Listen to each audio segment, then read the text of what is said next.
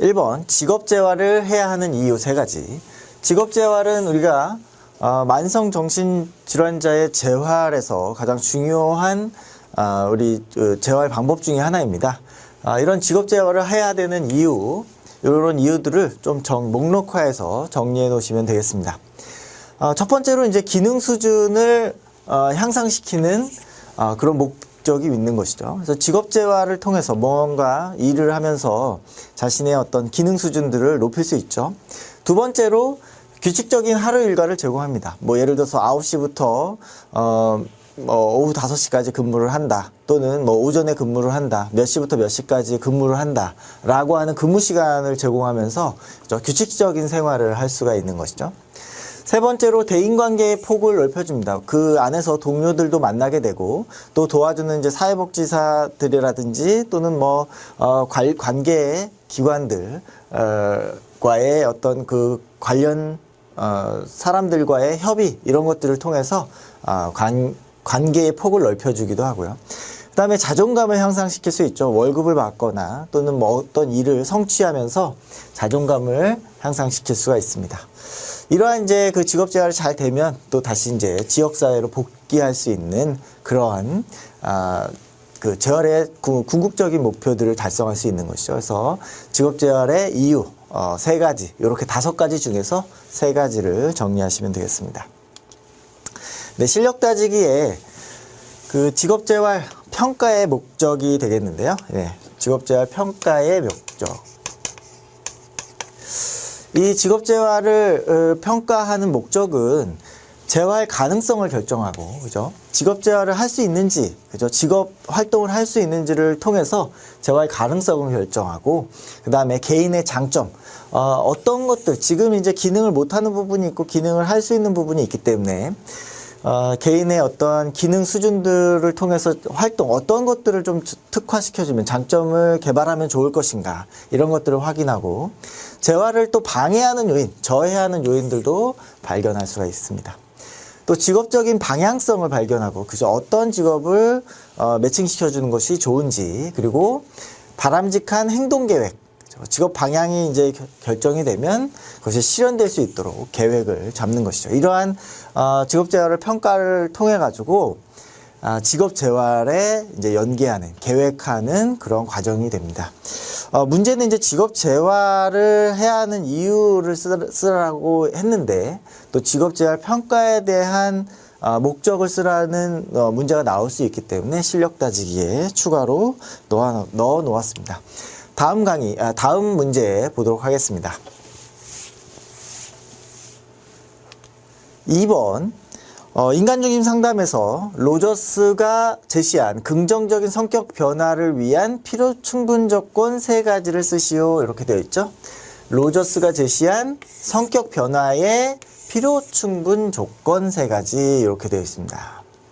로저스는 성격 변화의 필요 충분 조건이라는 것을 제시하고 있는데요. 이거는 이제 어떤 내용이냐면, 인간중심 상담에서 내담자가 어떠할 때, 어떠한 조건일 때 이러한 변화가 일어나는, 치료적 변화가 일어나는가를 제시한 것이다, 이렇게 이야기할 수 있고요. 이 과정을 보면 첫 번째는 두 사람이 심리적 접촉 상태에 있어야 된다. 심리적으로 접촉 상태에 있어야 된다. 그래서 심리상담의 어떤 장면이다, 이렇게 이해할 수 있는데, 그것이 어떤 기계적이거나 물리적인 어떤 접촉이 아니라 심리적인 접촉을 이야기하는 것이다, 이렇게 이해하시면 되겠고요. 두 번째로 내담자라고 불리는 사람이 불일치 상태에 있어야 한다. 불일치 상태, 그죠? 이 로저스의 인간중심 상담에서 인간의 정신 문제의 원인을, 그죠? 이 불일치 상태라고 이야기했기 때문에, 그죠? 주관적 세계와 개인의 경험이 불일치하다. 그렇기 때문에 이제 정신 문제가 발생한다고 했기 때문에 이 내담자가 불일치한 상태에 있어야 되겠죠. 그리고 상담자는 반대로 일치된 상태여야 된다. 일치된 상태.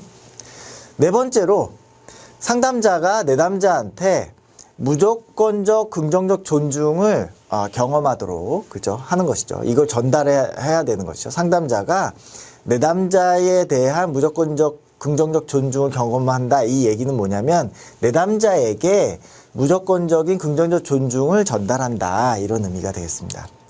다섯 번째는 상담자는 내담자의 내적 참조 세계에 대한 공감적 이해를 경험하고 이를 의사소통하기 위해서 전달해야 된다 이런 것이죠. 그래서 상담자가 공감적인 태도를, 공감적 이해를 내담자에게 전달해야 된다. 여섯 번째로 공감적 이해와 무조건적 긍정적 존중이 내담자에게 어느 정도 전달이 되어야 된다. 그죠? 요게 전달이 되어야 된다. 그래서 요 내용을 과정을 좀 도식화해서 보면 그 내담자가 있고 상담자가 있고, 그죠? 그래서 심리적으로 접촉이 일어나는 상태, 그죠? 심리적 접촉이 일어나는 상태. 여기에는 경험의 불일치, 그죠? 여기에는 일치성, 일치, 경험의 일치가 나타나야 되고, 상담자는 내담자에게, 그죠? 무엇을 전달하려고 노력해야 되느냐? 무조건적, 긍정적 존중, 그 다음에 공감적 이해, 그죠? 그래서 요 세 가지 일치성, 그 다음에 무조건적 긍정적 존중, 공감적 이해, 요 세 가지를 필요충분 조건이다 라고 상담자의 필요충분 조건이다 라고 이야기합니다. 그래서 요 세 가지를 정답으로 체크를 하시면 되겠습니다. 요 내용들은 사실은 많이 여러분들이 문제에서 본 내용이지만은 이러한 그 상담자와 내담자와의 관계에서 어떻게 내담자가 변화하는가에 대한 과정들을 이해하는 문제로 좋은 문제가 되겠습니다. 다음 문제 보겠습니다. 3번 해결 중심 가족 치료에서 주로 사용하는 질문의 유형 세 가지죠.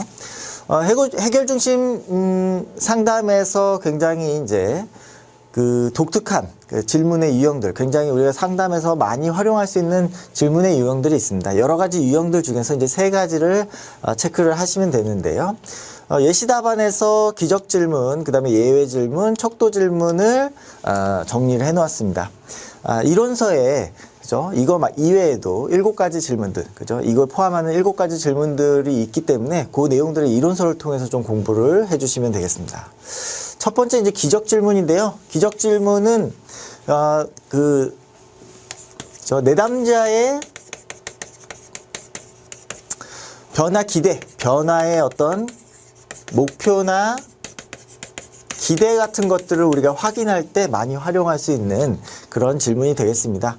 그래서 어떻게 변하고 싶습니까? 왜 상담을 받으려고 합니까? 상담을 통해서 어떻게 변하고 싶습니까? 뭐 이런 질문에 대해서 잘 답변하지 못할 때 상담자가 모든 문제가 다 해결이 된다라면 기적이 일어나서 무엇이 달라질까요?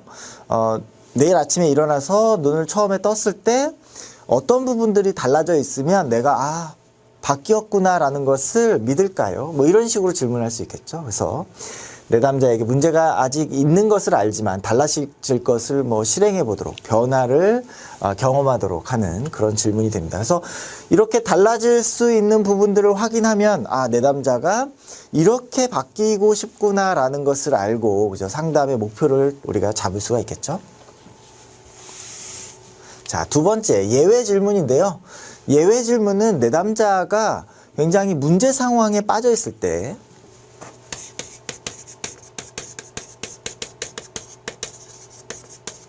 문제 상황 내에 있을 때, 문제 상황 안에서 해결 중심,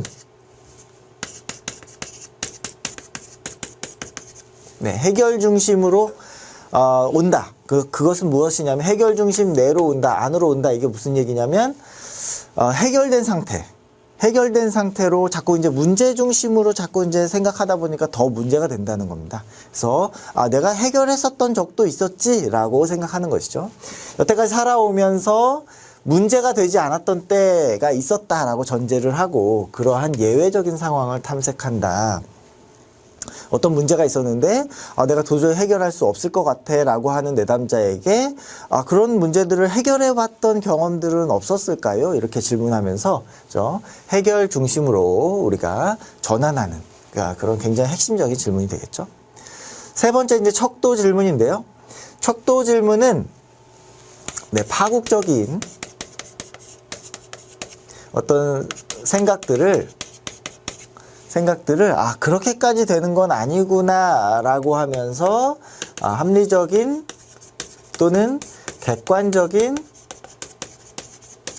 관점을 볼 수 있게, 또 나중에 이제 이것을 통해서 이제 변화하고 있다라는 평가를 내릴 수도 있는 것이죠. 0에서 10까지 척도를 통해서 변화를 세밀하게 관찰하고 내담자 문제가 완전하게 패배하거나 잘못된 것이 아니다라는 점을 내담자한테 알려주는 것, 파국적인 것은 아니다라는 것을 알려주는 그러한 그 질문이 되겠습니다. 그래서 여기에 세 가지 내용 정리를 해 놓았습니다. 그래서 여러분들도 그 질문의 유형들을 또 추가적으로 좀 공부하시면서 그 해결 중심 이론에서 사용하고 있는 질문의 내용들, 종류들을 정리하시면 되겠습니다. 다음 문제 보겠습니다. 4번입니다. 문제.